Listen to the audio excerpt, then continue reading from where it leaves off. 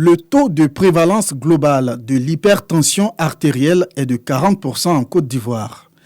Ces chiffres alarmants sont du ministère de la Santé, de l'Hygiène publique, qui précise que cette pathologie est la cause de la flambée de la crise d'accident vasculaire cérébral chez les adultes âgés de 20 à 79 ans.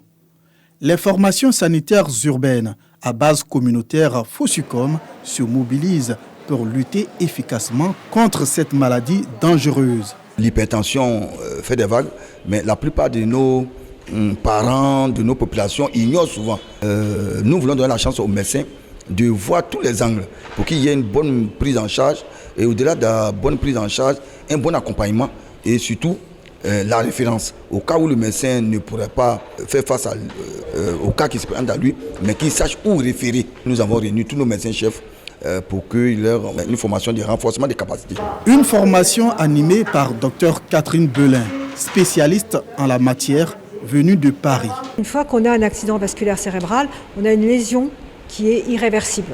Et donc tout le but de la formation, c'est de réfléchir comment on peut essayer de ne pas en arriver là, de mettre en place les traitements.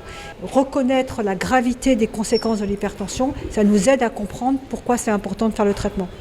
Et si les médecins sont convaincus de ça, alors ils convaincront plus facilement leurs patients. Et l'acceptation des traitements par les patients en termes de coûts, ce qui est un vrai gros problème. Si on peut aider les patients à prendre en charge leur traitement, à leur donner de manière gratuite dans les centres de santé communautaires, c'est évident que c'est un plus. L'hypertension artérielle, connue comme la première source d'un accident vasculaire cérébral, communément appelée attaque cérébrale ou AVC, est provoquée par un arrêt brutal de la circulation sanguine à l'intérieur du cerveau. Sa prise en charge médicale est toute complexe selon les médecins neurologues qui apprécient ce renforcement de capacité.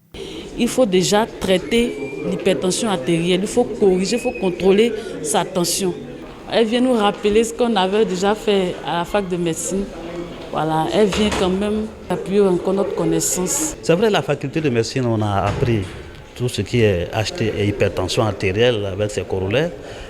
Mais dans la pratique, c'est tout autre chose. Il y a beaucoup de détails qui nous ont échappé.